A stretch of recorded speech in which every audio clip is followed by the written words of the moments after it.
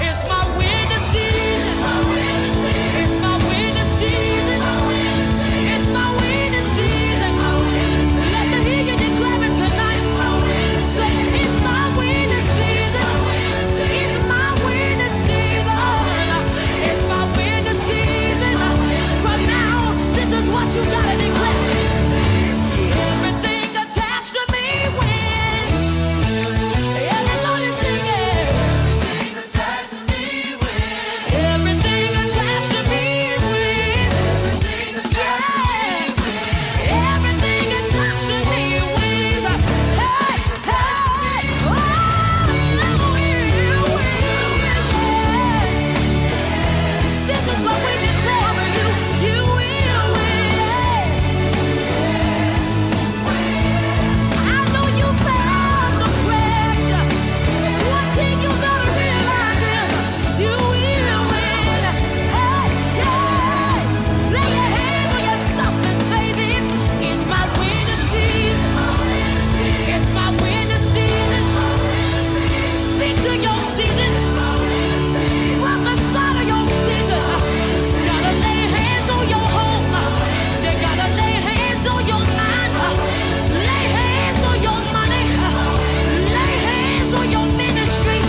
That's too much for you to lose in this place. Jesus.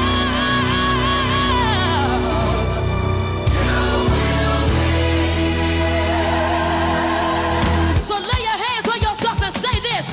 It's my winter season. It's my winter season. It's my winter season. Let me hear you declare it tonight. Say, it's my winter season. It's my winter season. It's my winter season. From now, this is what you gotta declare. Everything attached to me wins. Everybody sing it. Everything attached to me wins. Everything attached to me wins. Everything attached to me wins. Everything attached to me wins. Hey, hey, oh, you win. This is what we declare over you. You will win. I know you felt the pressure.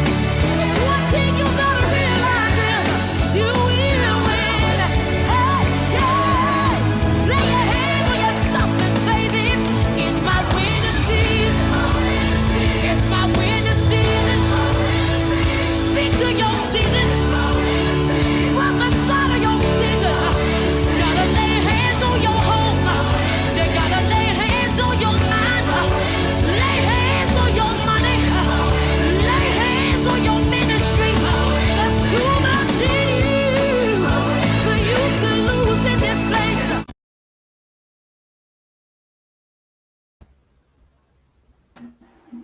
Hi, Miss Vivian. Hello, Dr. Steele. How are you? I'm fine, and you know it's Tammy with you. How you doing this morning? I'm doing great. Good. How's the weather down there in Knoxville? It's pretty nice here today.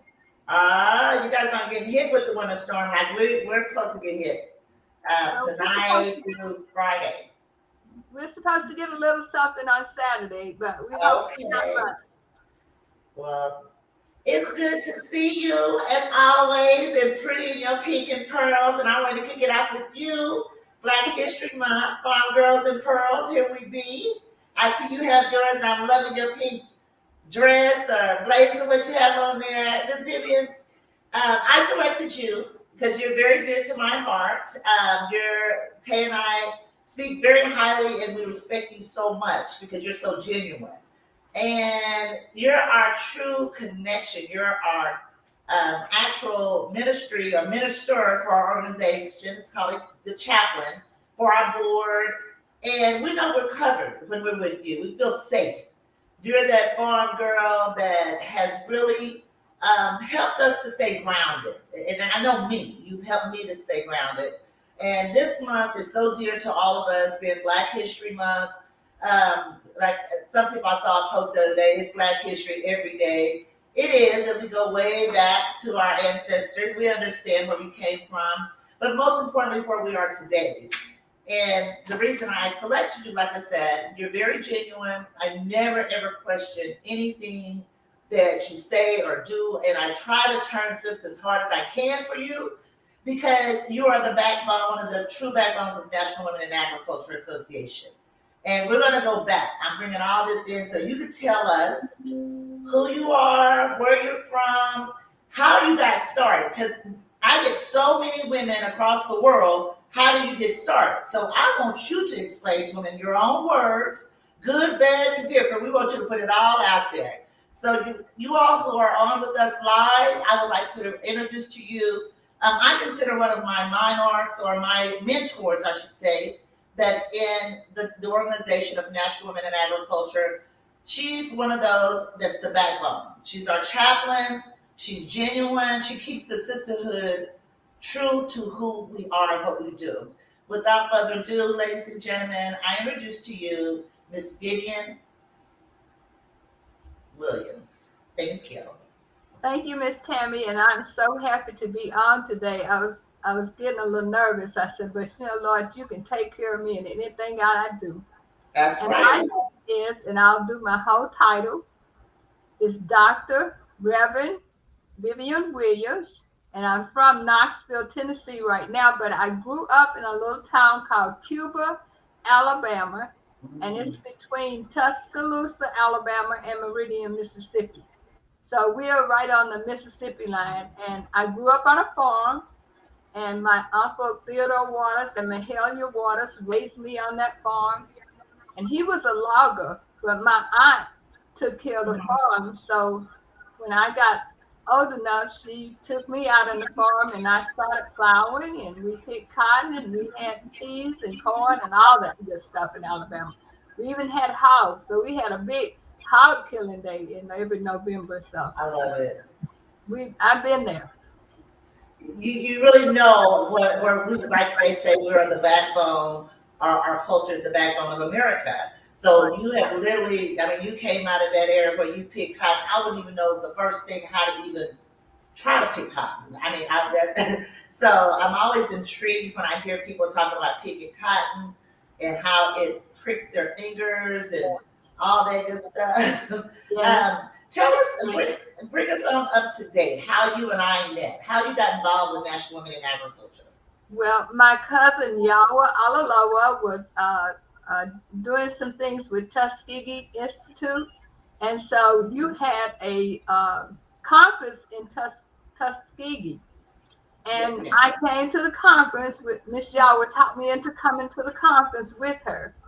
And while we were at the conference, you was asking people if they wanted to start a National Women in Agriculture group in their town. And I kept sitting there shaking my head, and Yahweh kept saying yes. And I kept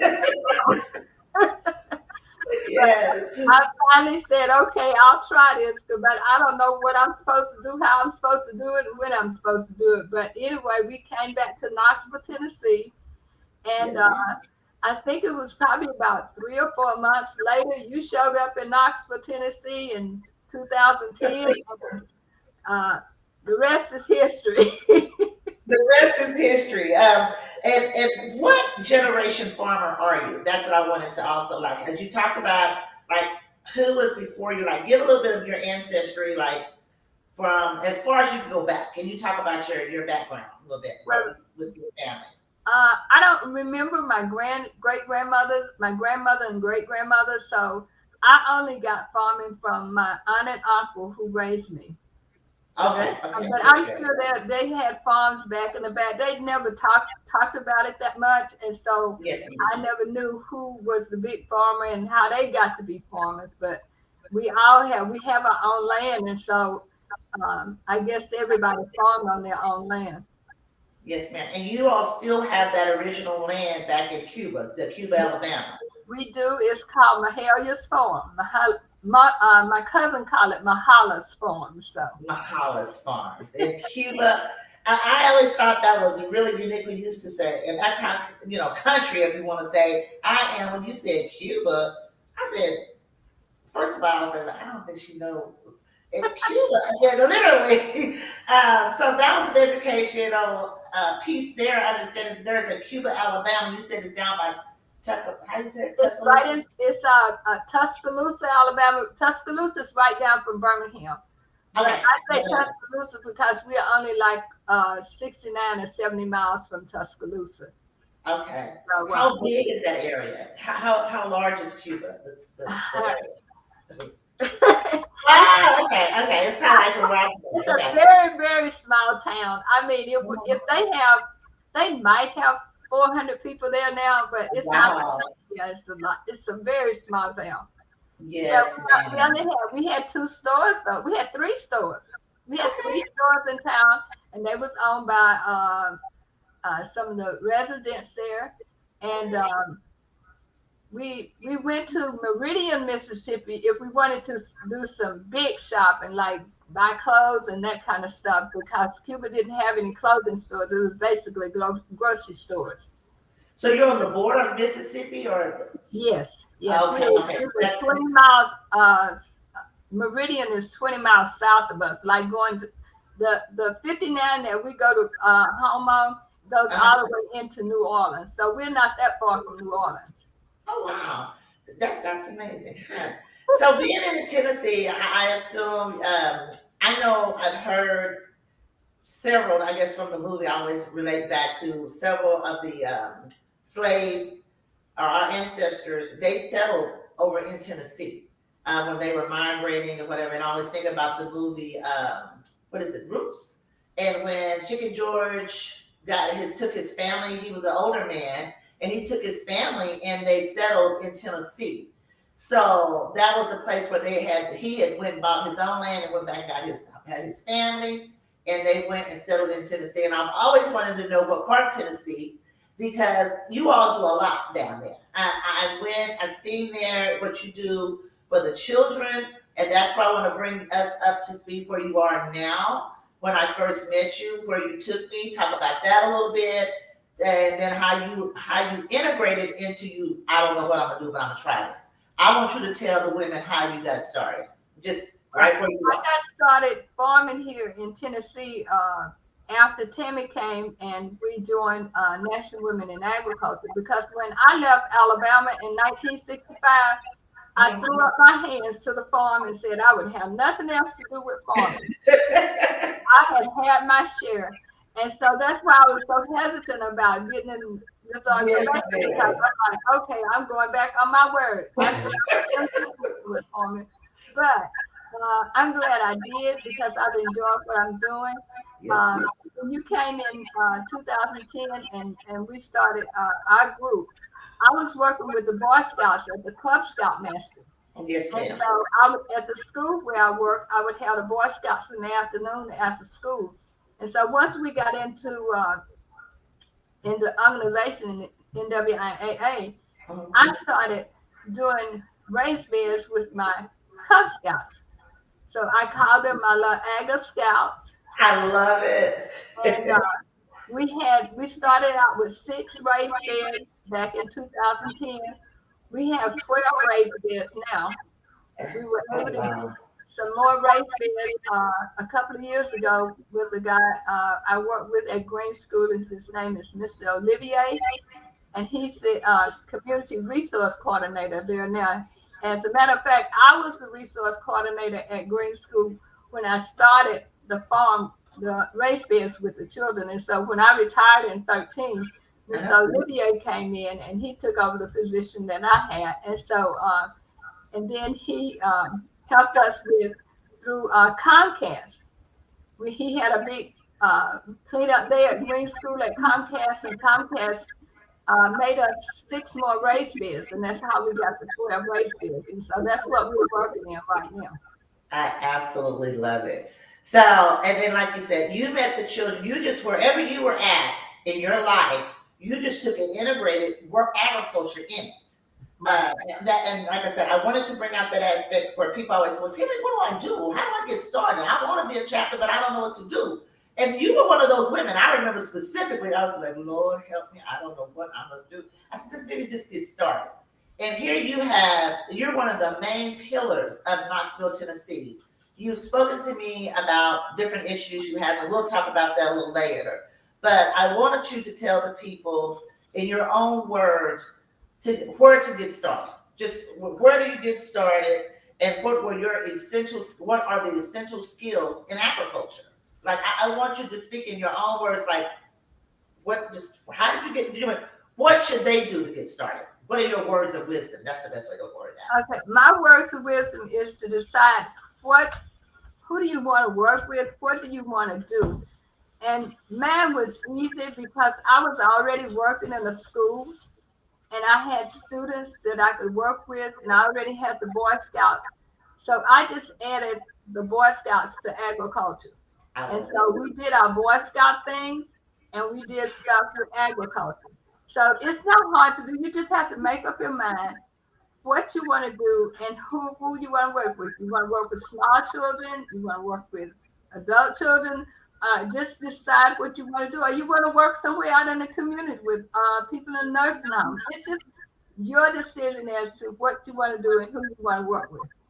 But do something that, and like how you came out of your retirement, you wanted to stay active and connected to your community, and you selected children. Also, you also did the farmers market down there. I remember you all doing that. Yeah. And that's where, again, the words of wisdom that you give to me and keeps me going, because I'm like, she's a true example of you do what you want to do. I mean, people could do whatever they want to do wherever they're at. However, I always caution, if you're not in it from the heart, it will never work anyway. You know, as far as, especially working with children, you would never ever be able to hustle or your way through children, because God is going to always protect them because they're innocent. Right. So with where you came in, and that's a whole nother specialty piece that literally you're going to see here in a few weeks, how you have the Boy Scouts, our babies in Boy Scouts, and now we're trying to say, hey, how can we open up some more of these Boy Scout programs in agriculture that Miss Vivian started? And I know you get it from your heart. You're just like, I'm gonna take these babies and show them how to grow food. So this skill that you taught them is sustainable. They will always know that. And I thank you from the bottom of my heart. We already touched upon what generation farmer you are. I want to say you're like second or third generation farmer, because these are some of the standing questions that we ask. Also, what do you feel is one of the most essential skills in agriculture one should have?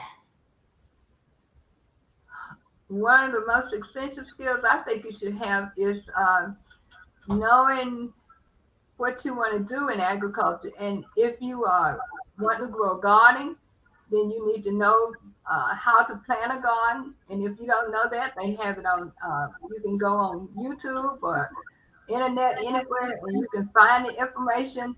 Like I said, you just have to figure out what you want to do. Now, what I did with the Boy Scouts, we planted just basic stuff like collard greens and peas and tomatoes and stuff like that. And I didn't have enough products so that the kids could take products home with them. We didn't, with the 6 raised bed and 15 Boy Scouts, that's just not enough food to do that.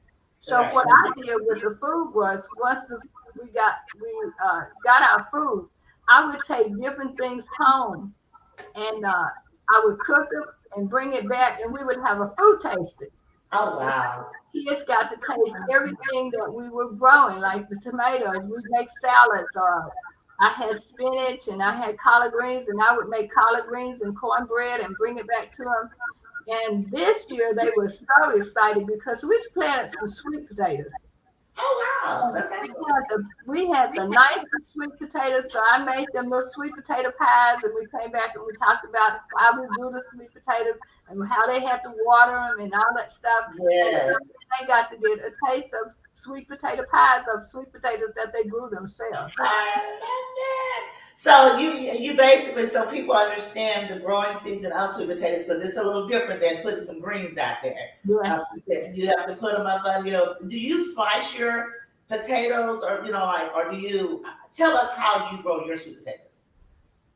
It's easier for me to just go to the Home Depot or somebody and get the sweet potatoes that they've already started Okay. because I don't have the space to start my own stuff right now. We'll have that a little later. So most of my plants I have to go and buy them from Home Depot or one of the places here in Knoxville and just Yes. start from there. I don't have places that I can start the plants and we can go from there. But and rightfully so, because I do that also. I buy from our Home Depot some of our seedlings because it's from a local farmer that actually produces those seedling plants. So I feel like I'm still connected back and giving back to the farmer and making sure they receive money for their part. So I feel nothing wrong with that as far as what you do with that. You talked about what made you successful in what you did. You know what you're doing. What makes you successful? I'm successful because I have a lot of people helping me. And when I decided last year to start a garden at my church, I Look just at that. called around to some of the people that I've been working with. Like we got a group called Keep Knoxville Beautiful. And I called them and asked them if they had some volunteers, if they could lend me to help me get my garden set up at the church. And they did. It was only about 5 of us up there, but they were able to put my raised beds in. They helped me get all the soil in it, and then they helped me plant it. So it was wonderful. Even though it wasn't a big group of people, we got a lot of work done. And like I say, I just call people in Knoxville that I know that I have helped, and then we help each other. So that's how I can get a lot of stuff done is because I have a lot of people that will help me. Miss Vivian, do you hear what you're saying? You went from being scared. I'm just going to recap everything. Being scared from the time I met you at Tuskegee in Alabama. You did the Boy Scouts were working in your school where you started a whole new program and that you introduced into National Women in Agriculture. That piece itself is so critical, and you'll hear about it how it's going to come out. We're bringing it out in a special way. Then you turned around. You did with the grown-ups. You were working with Farmers Market. Yes. I mean, this is where you're intentionally in your community. And now you're telling me you did something with your church. So you see how you opened up the doors for so many people. And the reason I say you are a pillar, you are a monarch in our organization because you're doing it. And whenever you say, Tammy, I'm trying to hurry up, make sure she get where she needs down there. And don't bother her. That's one of my things. Don't bother her. She got this.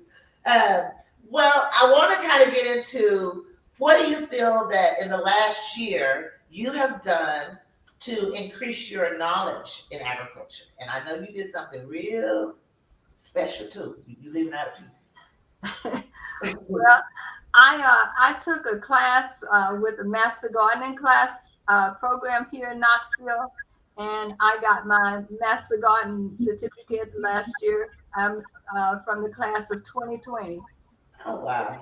And very first year that the COVID hit. So we didn't get to do a lot of the stuff that we normally do because of COVID, but we got it done. Right. You actually, I am so proud of you. Look at that. A master gardener. You went back and you said, okay, now I have all this in my soul from where I come from, but let me put some certification with it so make sure people know we're the real deal. And at the same time, our babies are watching you. I'm watching you from my generation. Taya's watching people that comes from your generation. So it's all a sisterhood bond. But it's one thing that I always seem to like, or what I should say, it has made us who we are today. Do you feel the color of our skin has caused us to not blossom as fast as we have? Just talk about it in your own ways, so what you feel about Well, uh, coming from Alabama, it. You can talk more candid on here because everybody knows National Women in Agriculture is a diverse organization. We have Caucasian people, we have Native American, we have Hispanic. We don't discriminate against anyone, but this is who we are today, and this is Black History Month. So we're going to talk very open and candid. well, the way I feel about that, I think that it has, but we are overcomers. Yes, ma'am. No matter how hard people try to keep us back, we still come back anyway. Yes, So ma'am. even though we've had the challenges, God has seen fit for us to still stand out in Yes, anything that we try to do. We yes, ma'am. always stand out. So I don't care. It's people can't hold us back. No, I don't care how hard they try. They just can't hold us back because see, we got a master that says I can do all things through God who strengthens me. yes, ma'am. Yes, ma'am. NWIAA comes from that background. Oh, thank you so much. I love the encouragement when you because you tell me sometimes we talk and you like you just keep on. God got you. You know, and believe it or not, when I talk to you, a peace come over me because I know you're there truly praying and doing, and you're doing those projects that we could go and put our finger on.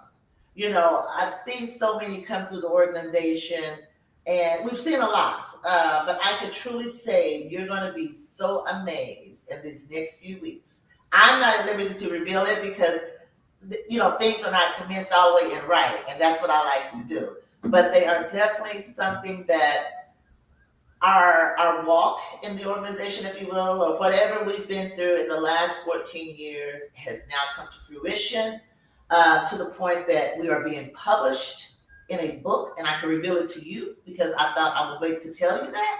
The entire organization is being published in a book that will be go down in history. It's going into a textbook and published, where students will be able to study what we did and who did it for years to come. And it's going to be introduced at Princeton University on March 4th. So I know.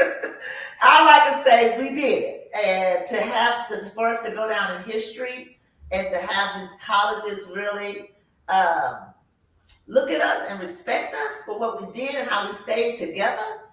I wanted to tell you first because, again, it's something that our great grandchildren will be able to see what we accomplished in these few years. So, congratulations to you. Yeah, I know. When they told me, I was like, wow.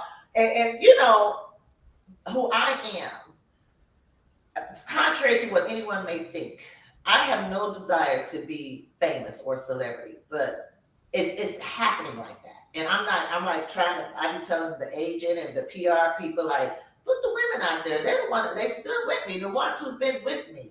Even the author of the book who's writing the book. I'm saying make sure you interview them and get their story. And it's certain ones that he's getting their story. Certain ones we cut out because we're like, yesterday I went live on Facebook to show what Tay has been working on. You know, I'm giving her a project. We have on the floor every chapter laid out with making sure all their paperwork is in order, making sure their advisory council, because when we go before Washington, D.C. in a few weeks to commence this history in writing, I want to make sure the ones who stay true and blue is making sure they get what they have coming to them for the rest of their lives, because that's what we're working on, sustainability. And here we be. So I just wanted to, say that to you. I'm not going to say, I couldn't save it to the end of the show. I don't know. It just came out. I was like, you know what? I got to let her know this good news. So what part of farming do you think has been the hardest for you? Probably getting the equipment and stuff that we needed because when I first started, we had 2 cents. Right? You're right about that. 2 cents is correct, honey. If that. So a lot of things that I had to give, it came out of my pocket for a while. But Yes. like I said, I met people and I started working with people, and people started giving me donations, and so I think that was the hardest part, just trying to get the equipment that I needed to do with what I needed to do with the kids. And so it's been a blessing because we are ventured into a high school.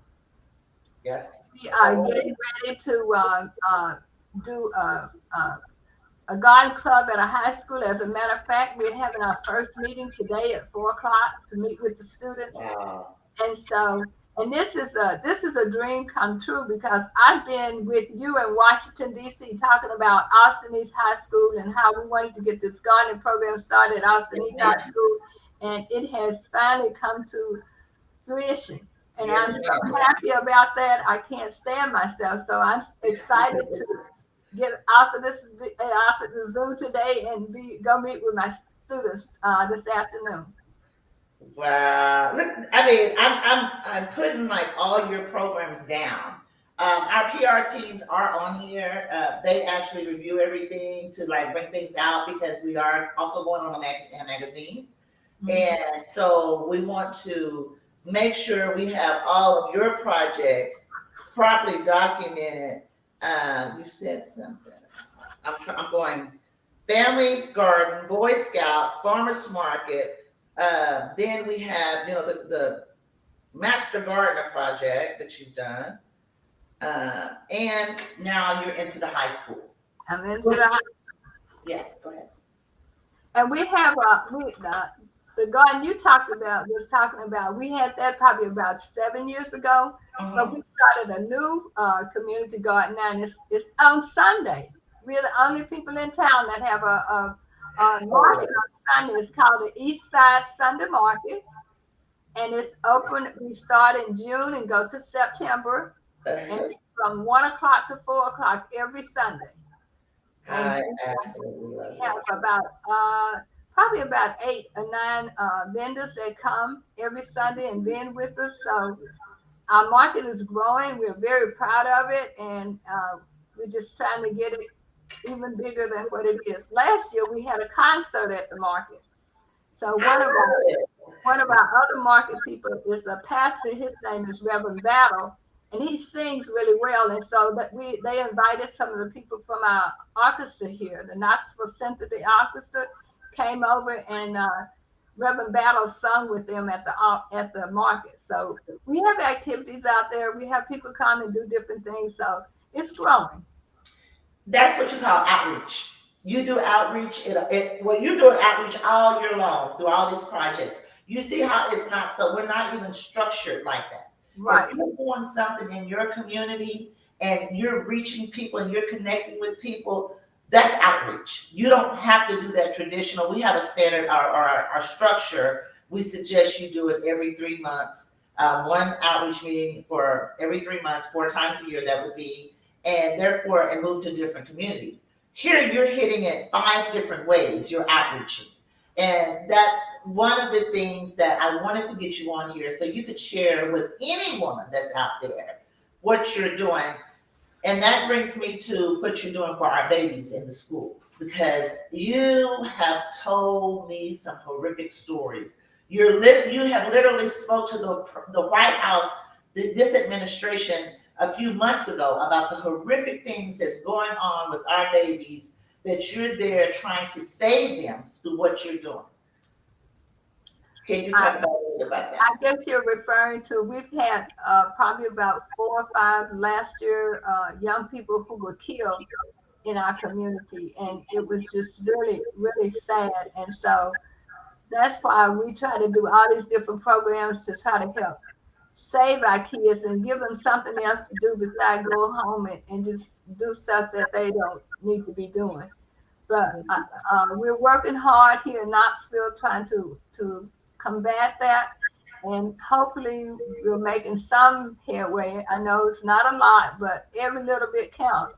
And another thing that we just started here, I've worked with people with the master garden class, and then food food policy board, and Mhm. a couple of those members. We've gotten together and we're getting ready to start um, a new thing here in Knoxville.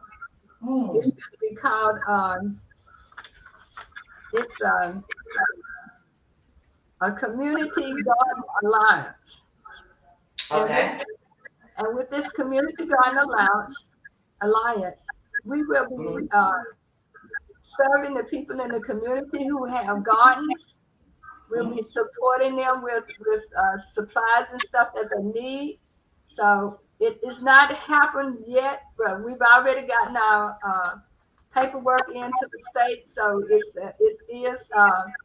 We got our name out there, and so it's settled that we will be doing it. Might not happen for another month or two. Right now we're looking for a building, so we can have a building that people can come to, and hopefully we can distribute food out of those buildings, out of the building, and then we trying to find some land so that we'll have places for people to have their gardens if they want to do a garden.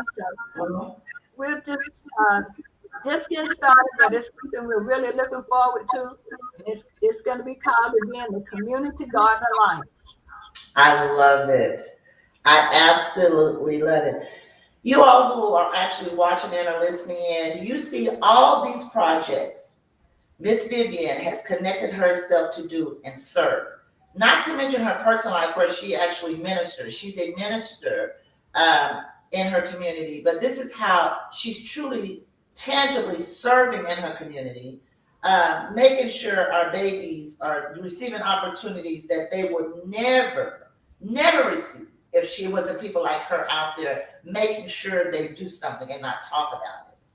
I'm going to leave a pin right there because the ones of you who are listening to us, we are working on a sustainable bill to make sure our children understand sustainable projects or life skill sustainable projects that they can always make a living from. And that's agriculture. Our children, most of our children are taught how to be entertainers or athletes. There's nothing wrong with those uh, fields, or if you will. However, it's not sustainable. Why not couple that, and like Miss Vivian did with Boy Scouts, you have a sports program, couple with them how to grow food for the community and make money while they play ball. And I'm not going to go into which ball because I'm not going to go down there. But this is a great example. If you really want to do something in your community to help our children and not talk about all the horrific things that are happening, and it's not their fault. I always say it's not their fault. They weren't taught anything different. So here we are, National Women in Agriculture, and leaders like Reverend Dr. Vivian Williams. She's a true example where she meets people in her community at all ages where they are. We've gone from where she came from Cuba, Alabama. We've brought you through all the process of her being scared of what to do, because I get that all the time. Tell me, what can I do? I said, what do you want to do? First of all, you got to understand, especially if you want grant money. Grant money is not there to serve you individually. It's to help you as well. You will get a personnel salary, but it's also for you to help build things in your community. That's what grants are for. Also, I want to talk, Ms. Vivian, you have had the pleasure of working with our main partners who has helped us be where we are today. We're able to talk on this platform, if you will, on our talk show as a result of the USDA, NRCS, and Farm Service Agency. Talk a little bit about that for us, those agencies that truly help. Well, I have a story to tell about the NRCS. When I first got into National Women in Agriculture, I think I've been in about 2 months, and I called the USDA and asked them how many black farmers we had in Knoxville, and they told me to get in touch with my extension office here, and so Mhm. I did, and I found 3 farmers here in Knoxville. Mhm. So I found out who they were, and I drove out to this farmer's house. He lived in a little town called Powell, Tennessee, from here, and Mhm. he told me that he had been about 3 years trying to get water on his property for his cattle. Mhm. Mhm. I didn't know nothing about finding no water and nothing about nothing. I didn't even know nobody. But I met a young man named Nelson Williams, and he was with the NRCS. And Yes. so I told him the story about the man needing water. And I told him that he'd been trying with the USDA and the NRCS for the last 3 years, and nothing had happened. Mm. So Eston, in turn, I guess about a week later, called somebody and sent them out to his farm. Mhm. And they went out and they talked to him, and within 3 to 4 months of that visit, they Mhm. had water for their cows on the farm. So that's my story about getting into this. And I thought, oh, if I can figure out that, then I probably can figure out the rest of the stuff I'm supposed to do. And so Exactly. it And drove. understanding even FSA, you make sure that this is part of the partnership so you all will understand about these two agencies. United States Department of Agriculture, that's the USDA, the acronym for USDA, and Farm Service Agency, that's FSA. The USDA has several acronyms, and you'll learn them, and you just kind of they just roll off my tongue now. But FSA is the first stop. In order to be or receive some of these resources that Ms. Vivian is talking about, that she was able to help farmers with, you first have to start with FSA. You have to make sure the property that you are planning to do a project on, I don't care if you're leasing it, you're just doing a project, that first of all, you need to have in place some type of agreement between you and the owner if you're not the owner. And that's a power of attorney, or some type of official document that you can draw up and get notarized. With that, you would turn it into the FSA office to receive a farm ID number on that particular property that you want to do a project. That could be from growing food to running cattle or whatever agriculture project that you envision yourself doing. That you will receive a farm ID that I always tell people it's the social security number to the property where you're doing a project, and it's free. And I always say it's free. Some of our people are real hesitant of working with government agencies because they are so scared that their land will be taken away from them. Well, this is a new day and new time. You have people in the agencies that look like you and I. Also, there are people that don't look like you and I, because I've had issues with them that look like me too. So that just know that those people are there to help you. You're connected with our organization that is highly partnered with Farm Service Agency as well as NRCS. What she was just talking about, NRCS, as far as the water, fencing, and different resources tangibly to come to your property, that's through NRCS. But you first have to make the stop at FSA to be able to receive resources from NRCS. FSA also has farm loans. We're going to be sending out some information later today for microloans. That's the new $50,000 loan. It's the lowest interest rate loan you could ever get in the United States. And that's something I want to make sure that people understand. And if you have problems, you can always call one of us. We are now 52 chapters strong, 52 and counting, I should say. I just heard from a chapter in New York yesterday. So we probably will be bringing them on. But some way you could reach out and touch us through our website. All of our pictures are out there from different chapters. If you don't, we have a 24-hour hotline. That's our 202. That when I say hotline, that's our outreach line that someone could call in and leave a message, and that comes directly to me by email. So we're constantly outreaching. We're on every social media platform. We're on Instagram, Facebook, Twitter. We have this YouTube streaming. There's so many ways to get help if you all want help. And the first stop we will take you to is the USDA, because that's who helps us to do what we need to do. If you want to speak to Ms. Vivian personally, Dr. Williams, we're going to put her contact information on here. She's a woman of God, and truly, as you can see, she walked in, I don't know, she didn't want to do this, and she's nailing it. She's all over her community making it happen. So right now, Tay is getting ready to put your contact information whichever one we have on the website, it will go. It's for public record that you've given. Right. Tammy, I want to tell you about another project that we're getting ready to do at the high school. We were awarded a grant last year, and we're going to put an outdoor classroom at the high school that we're getting ready to work for. So we'll be doing that before the school year is out. We're just waiting on the architecture now to come and just look at the place and get it designed out for us. Oh, Ms. Vivian. And I worked with a young lady named Rebecca Harmon on that project. She wrote the grant, and we got the grant. Look at God. That's all I can say. Look at God. From a seed to so many that you're touching, and then you're sustaining because you're giving it to the next generation. You're making sure they get it, even down to the small people that you have as your Boy Scouts, your Agri Scouts. I like that. Agri Scouts. Uh, Again, Miss Vivian, we are at that hour. Is there anything you would like to leave a word of encouragement to our people as being, like I said, a true monarch, a leader, a mentor in National Women in Agriculture, and to the world? Because you are a beacon of light more than you would ever imagine. Because this video that we're doing, this podcast, it stays nationally, internationally. It goes internationally, and you've provided and you shared what you're doing to help others in the community. She's put your contact information there. So, what is your words of wisdom you could tell the people what to do or how to do it? What would you like to leave with them?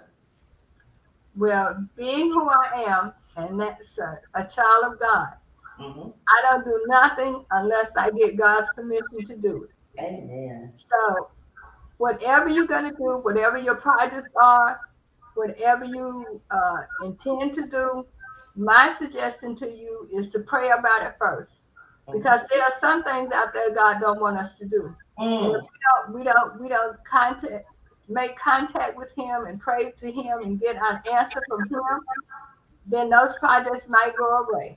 They Right. might work and they might not. But I Mm. trust in God in everything that I do. And that's working in agriculture, that's working at my church, working in nursing homes, wherever it is I am. My trust is in God wherever I go.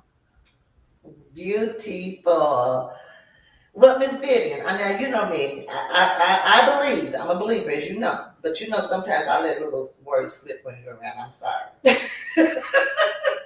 And I'm like, I'm sorry, Miss Vivian. But Miss Vivian, can you tell us how we know that God is answering our prayer? Or like some people say, I do. I pray just like you do every morning. But I want to know, and I'm sure others, especially that are younger than myself, how do you know that God is giving you the answer? When do you know? The way that I know is Mm. when I pray to God and I see things sometimes in my sleep. Mm. I get my answers in my sleep. It'll come before you just like it's already happened. Oh, And I call that confirmation. yes, ma'am. When you see something that you're trying to do and it's being done, that's confirmation to you. So if that person can do it, Lord, I can do it. So Yes, it's just being, you have to have your personal, it's a personal thing. I'm telling you, it's a personal thing with God. thank And once you know that you have that personal relationship with you, He'll show you what you need to do. I tried not to be a minister for years, you. I understand. but I went to a program one day and something happened at that program. I cried all the way home and I kept saying to God, I said, whatever it is you want me to do, I'll do it. Yes, ma'am. And I have not regretted a day that I said that. And So everything has been flourishing, like overflow right now. It's wow. That all makes sense to me. This Vivian, as we always say, it's a great day in ag to make that bag. You have blessed all of us in the spiritual way. Also, for you, we also have now on our website opening up a prayer chat room where people could go in and pray, that our members or whoever may need help, they'll get a password to go in and just share. And we would love for you to step in sometime, that chat room on the website, and just share some of God's wisdom that He has bestowed upon you. Because I know how you have blessed me and the organization, and it has grown over and beyond my little brain from the 10 years or so when I first met you. I never envisioned this big. It's over and beyond my expectations. But as a result of someone like you that's in our organization, I know we are in His hands. Again, thank you so very much for kicking off our Black History Month. Thank you for being a farm girl in pearls as we were all month long. We're asking all the viewers, all the speakers who we actually come on the show to please wear your pearls in the month of February, because that's our true signature, if you will, to show that we are still women. And it's a great day in ag to make that bag. Have a great day and God bless. Thank thank you. you. Bye bye.